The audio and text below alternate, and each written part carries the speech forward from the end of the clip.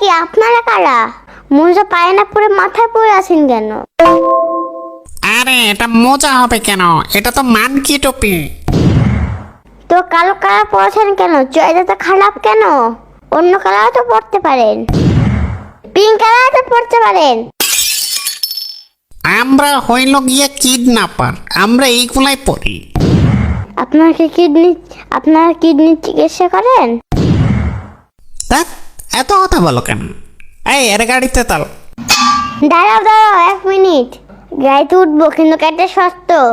আমাকে আইসক্রিম কিনে দিতে হবে আর 1 প্যাকেট চিপস কিনে দিতে হবে। আর আমি জানালার পাশে বসবো।